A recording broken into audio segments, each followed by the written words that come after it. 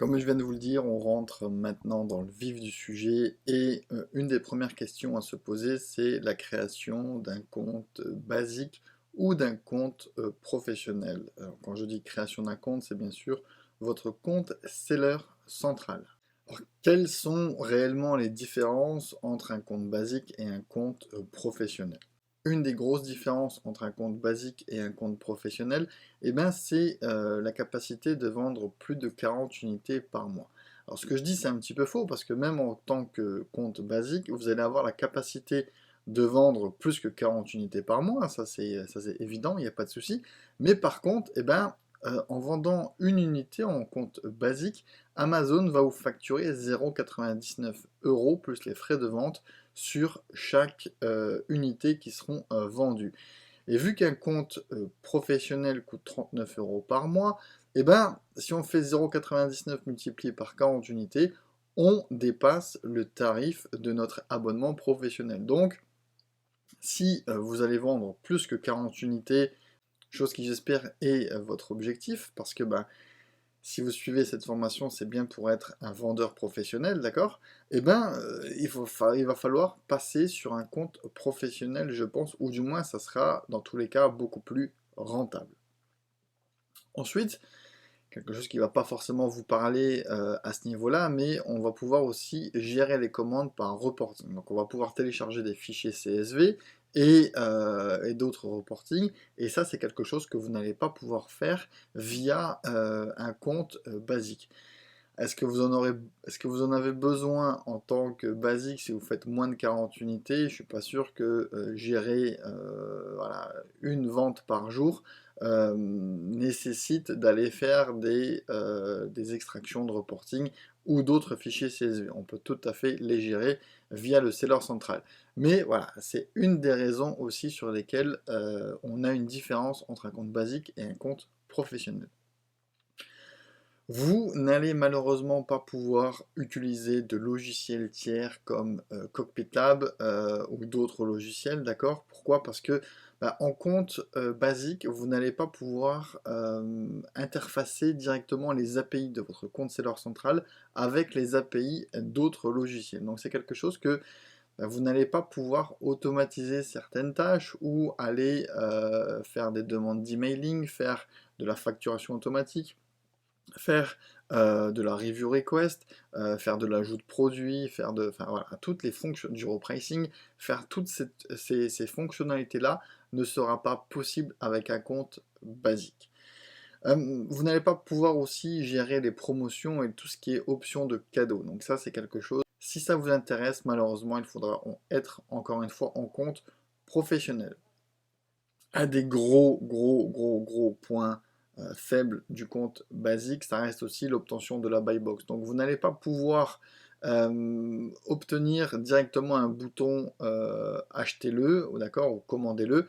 Il va falloir cliquer, le client va devoir cliquer deux, trois fois, enfin, ou faire une manipulation de deux, trois boutons pour pouvoir commander votre produit. Et ça, clairement, c'est quelque chose qui freine, que les gens ne comprennent pas, d'accord, et qui ben, empêche un grand nombre de conversions et donc de ventes de se réaliser. Sur un compte basique, on a aussi une grosse différence de quasiment 10 catégories restreintes entre un compte basique et un compte professionnel. Donc si vous avez l'intention de vendre des catégories qui sont un petit peu restreintes, on va le voir dans la vidéo suivante, eh ben, c'est quelque chose qu'il faudra tout de suite aller sur un compte professionnel pour ben, débloquer certaines catégories et du coup pouvoir vendre certains produits restreints. Est-ce que la publicité et le PPC vous intéressent? Si c'est le cas, ben, on aura aussi un souci en compte basique car ça n'est pas possible. L'accès multi-user sur votre compte ne sera quelque chose de ne pas possible également sur un compte basique. Il faut être en compte professionnel pour pouvoir donner accès à un comptable, à un collègue, à un freelance, à un assistant virtuel, etc., etc. Ça, c'est sûr que ça ne sera pas possible avec un compte basique. Il faudra être en compte professionnel. Est-ce qu'en compte basique, avec moins de 40 unités par mois, Vous avez besoin d'un assistant? Je ne suis pas sûr. Est-ce que vous avez besoin d'un expert comptable? Je ne suis pas sûr non plus. Donc voilà, encore une fois, tout reste cohérent dans cette interface de différence entre compte basique ou compte professionnel. Également, vous n'allez pas pouvoir bénéficier des services de taxes, soit la TVA pour l'Europe, ou soit tout ce qui est sales tax au niveau des US. Donc voilà, ça c'est quelque chose que Amazon propose de plus en plus et va automatiser, ce qui nous fait gagner beaucoup beaucoup de temps.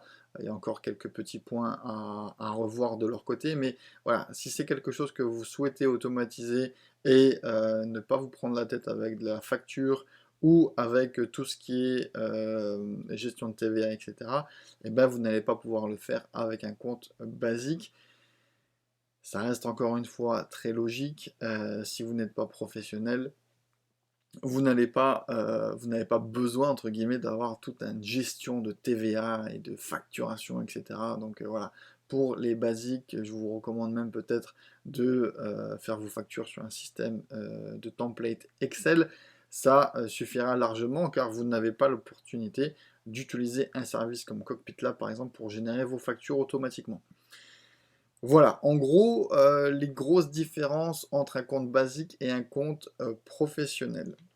Comme on le voit sur cette page Amazon, ça reprend plus ou moins ce que je viens de vous dire et ce que je viens de vous expliquer, mais voilà, c'est plus officiel sur cette page, je vais vous mettre le lien dans la description, et ça risque aussi également de changer un petit peu, pourquoi? Parce que il y a quelques temps, en compte basique, vous n'avez pas la possibilité de créer des listings, donc vous n'avez pas la possibilité d'avoir l'opportunité de créer vos propres produits directement sur Amazon. C'est quelque chose qui change régulièrement, donc voilà, les choses changent assez régulièrement.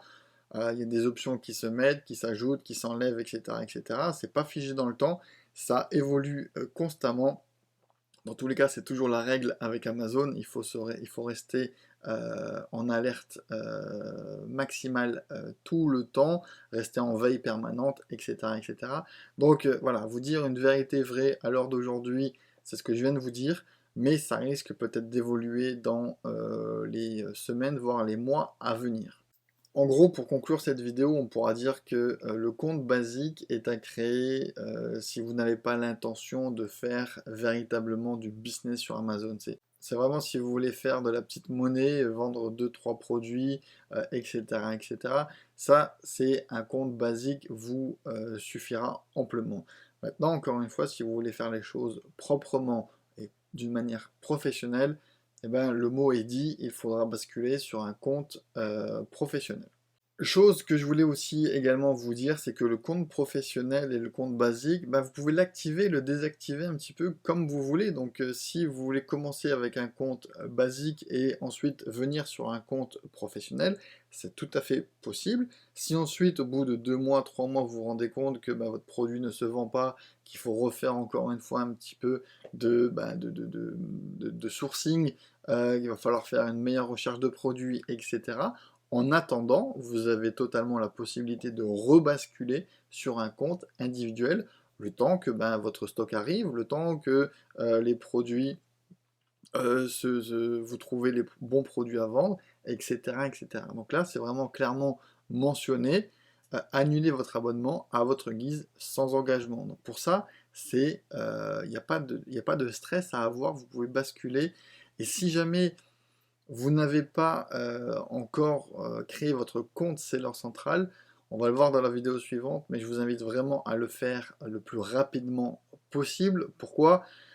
Bah, parce que vous allez vous familiariser avec le Seller Central, vous allez voilà, jouer peut-être un petit peu avec des choses, et vous allez voir que ben, ça, c'est vraiment quelque chose de très très très important pour la suite et surtout la réussite de votre activité sur Amazon.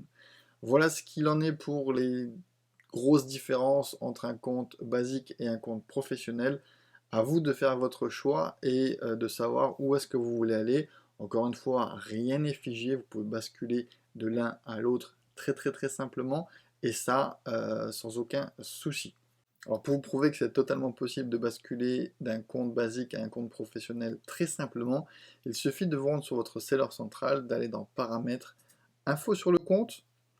Et ici, on voit que on est en service professionnel. Il suffit de cliquer sur Gérer et de modifier le plan de vente. Donc là, on a un récapitulatif encore de tout ce qui est possible et faisable. Et si jamais vous voulez annuler votre abonnement, il suffit de cliquer sur Continuer. Je ne le ferai pas dans mon cas parce qu'on a du stock, on a des choses qui sont mises en place et je n'ai pas envie de tout perdre. Donc voilà. Mais clairement, en 2 clics, c'est tout à fait faisable de faire basculer un compte basique en compte professionnel.